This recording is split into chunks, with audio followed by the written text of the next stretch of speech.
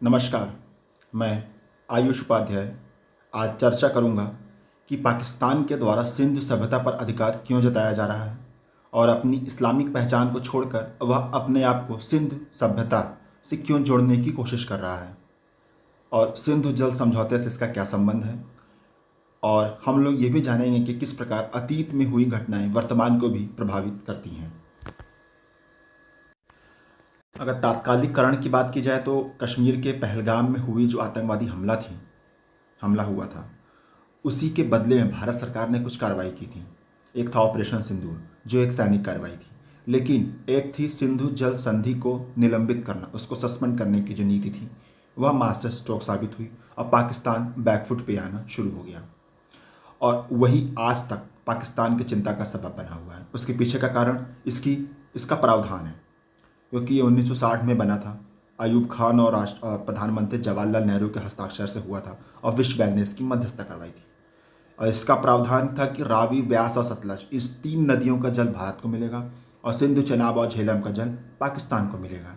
इसका ये प्रावधान था। लेकिन इस पे निलंबन करने से पाकिस्तान को ये भय है कि भारत अगर सिंधु, चेनाब और झेलम, इन रावी, ब्यास, सतलज उसने अगर डैम बना दिया तो पानी कम आएगा उसके पाकिस्तान में। आइए इस समस्या को हम लोग मैप से समझते हैं।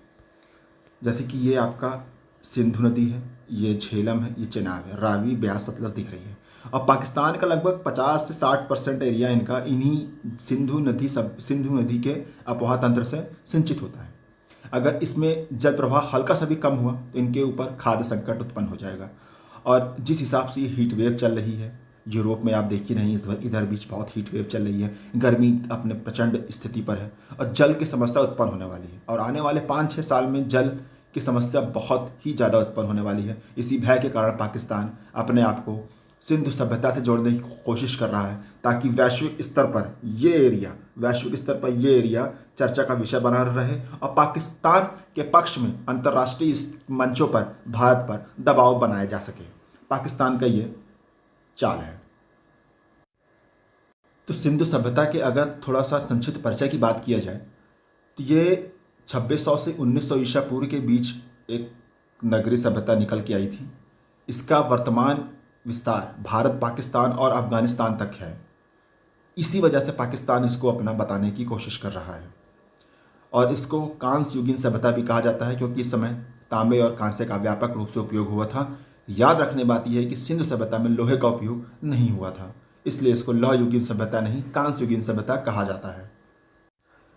इस मैप से हम लोग ये जानने की कोशिश करेंगे कि पाकिस्तान क्यों इसको अपना बताने की कोशिश कर रहा है।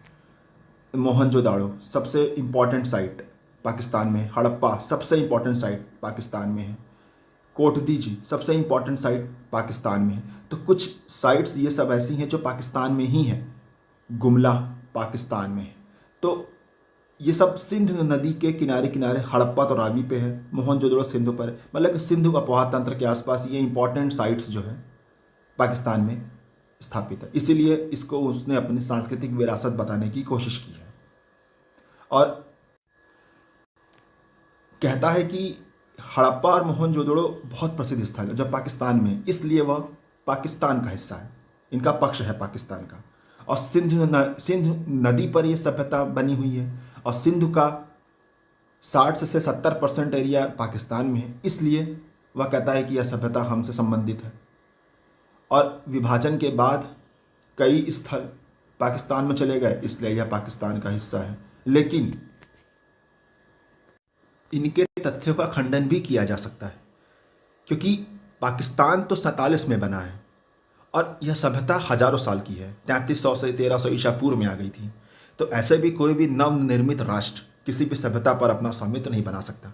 कल को पाकिस्तान से अगर बलूचिस्तान अलग हो जाए, सिंध अलग हो जाए, तो वह भी सिंधु सभ्यता पर अपना स्वामित्व जताना शुरू कर देंगे, जो सिंधु सभ्यता पर अधिकार जमाने के बिल्कुल खिलाफ होगा। इसलिए इस प्रकार से इनके तथ्यों का खंडन किया जा सकता है। और इनके तथ्य का सबसे बड़ा खंडन इनकी खुद की इतिहास की किताबें हैं, क्योंकि इन्होंने अपने इतिहास की किताबों में अपने पूर्वजों को सिंधु सभ्यता से न जोड़कर अपने आप को अरब देशों से जोड़कर बताया है। सऊदी अरेबिया, ईरान, इराक, यहाँ से इनके पूर्वज आए थे और इन्होंने अपने सिंध प्रांत का इतिहास ही मोहम्मद बिन कासिम से शुरुआत माना है। भारत के द्वारा भी कुछ कदम उठाए गए हैं। 1947 के बाद जब पाकिस्तान में हड़प्पा की साइट चली गई तो भारत ने भी कुछ उत्खननकर्ताओं के साथ मिलकर, आर्कियोलॉजिकल सर्वे ऑफ इंडिया के साथ मिलकर कुछ स्थलों की खोज की और उसमें उसने सफलता भी हासिल की। जो ये घग्गर और हाकरा वाला जो क्षेत्र है, गुजरात वाला क्षेत्र है, हरियाणा, राजस्थान, गुजरात, पंजाब, यहाँ से कई स्थल निकल के आए, जैसे राखीगढ़ी, धौलावीरा। इसको आइए मैप में समझते हैं। ये देखिए मैप, ये है आपका बनावली, ये बनावली है, ये राखीगढ़ी है, ये रोपड़ है, ये रंगपुर है, ये लोथल है, ये सूरकोटदा है, धौलावीरा है, देसलपुर है। ये सब कुछ हड़प्पा सभ्यता है जो निकल कर आई 47 के बाद।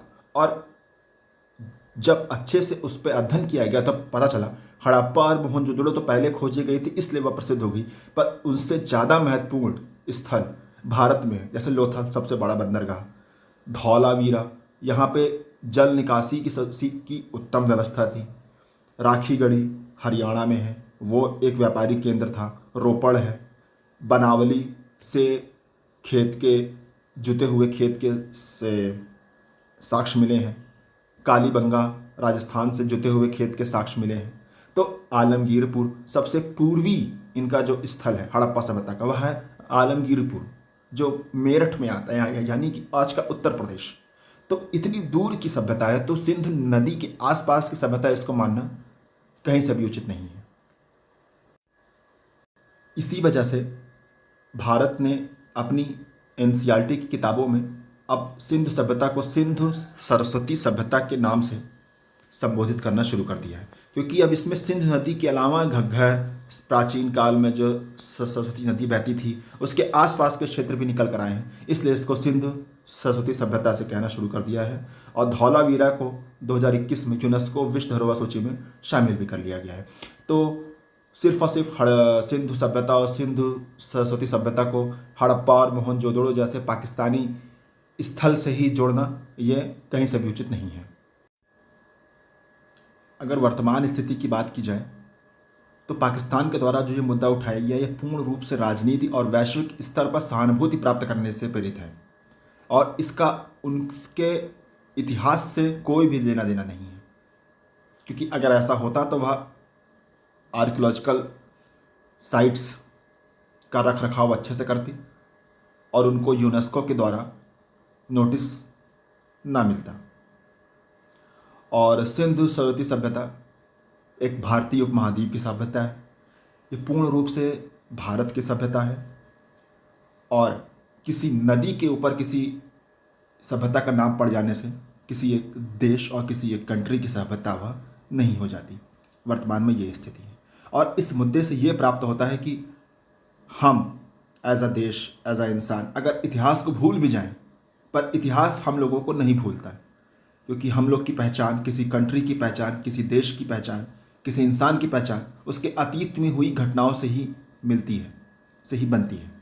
तो आज पाकिस्तान चाहे जितना भी अपने आप को इस्लामिक देश और अपने आप को अरब देश और मोहम्मद बिन कासिम से अपने इतिहास का स्टार्ट माने, लेकिन जब मुसीबत आई तो उनको वास्तविक इतिहास के पीछे जाना ही पड़ा और हड़प्पा सभ्यता से अपने अस्तित्व को जोड़ना ही पड़ा। This is the end of video. Ayush Upadhyay, signing of.